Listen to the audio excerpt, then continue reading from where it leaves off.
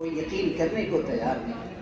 حضرت عمر رضی اللہ عنہ جیسے صحابی، بڑے جلیل القدر صحابی، اس امت کے ملہم، جن کے سوچنے پر اور جن کے منشا پر اور جن کے کہنے پر اللہ نے 20 سے زائد قرآن کی آیتیں اتاری ہوں، اتنے بڑے صحابی، یقین نہیں ہو رہا.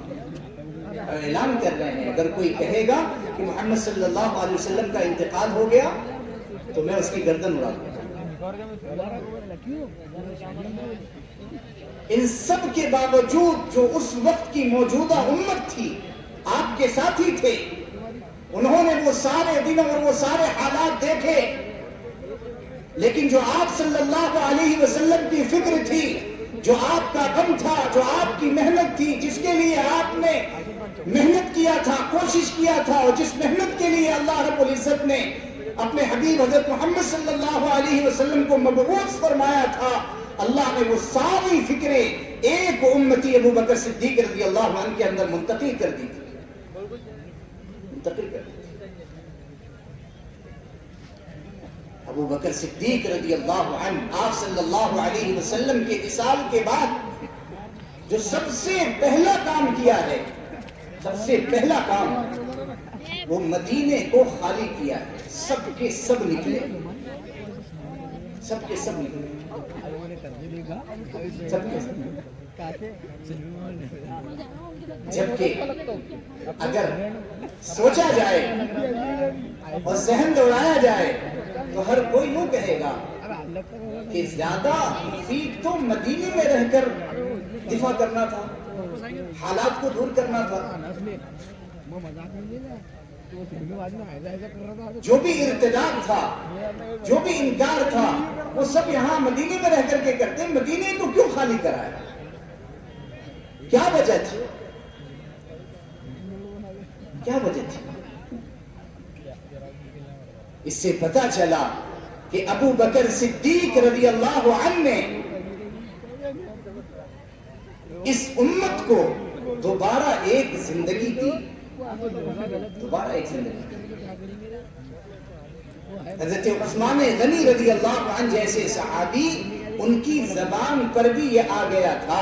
حضرت جی مولانا محمد یوسف صاحب رحمۃ اللہ علیہ نے حیات الصحابہ میں لکھا ہے کہ عثمان غنی رضی اللہ عنہ جیسے بڑے صحابی کے ذہن میں یہ بات آ گئی تھی کہ اب تو دنیا سے اسلام ختم ہو جائے گا، دنیا سے اسلام ختم ہو جائے گا.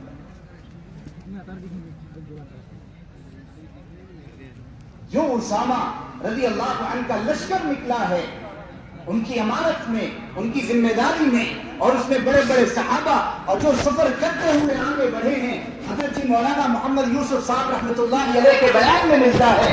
حضرت جی مولانا یوسف صاحب رحمۃ اللہ علیہ بیان کرتے تھے کہ وہ جو اسامہ رضی اللہ عنہ کی جماعت نکلی ہے اور پہاڑوں سے اور راستوں سے اور جنگلوں سے گزرتے ہوئے اعلاء کلمت اللہ کی محنت کرتے ہوئے جو گزرتی چلی گئی ہے، دیہاتوں کے لوگ جب آتے بکریاں چراتے اور دیہاتوں کے لوگ جب آتے پہاڑوں کی طرف، تو مدینے کی کھجور جو انہوں نے کھایا ہوا تھا قافلے والوں نے، اور کھجور کی گٹلیاں جو پھینکا، حضرت مولانا یوسف صاحب رحمۃ اللہ علیہ فرمایا کرتے تھے کہ وہ دیہات کے لوگ جن کے دلوں میں یہ بات آ گئی تھی، جن کی زبانوں پر یہ بات آ گئی تھی کہ دنیا سے اسلام ختم ہو گیا، مدینے سے اسلام ختم ہو گیا، حضرت جی کے بیان میں ملتا، حضرت فرماتے ہیں کہ ان گٹلیوں کو پا کر دیہاتیوں کے ایمان کو اللہ نے بچایا کہ اس گٹلیوں کو پا کر اٹھا کر انہوں نے یہ احساس کیا کہ یہاں سے مدینے والے گزرے ہیں، ابھی مدینے میں اسلام باقی ہے، ابھی اسلام باقی ہے.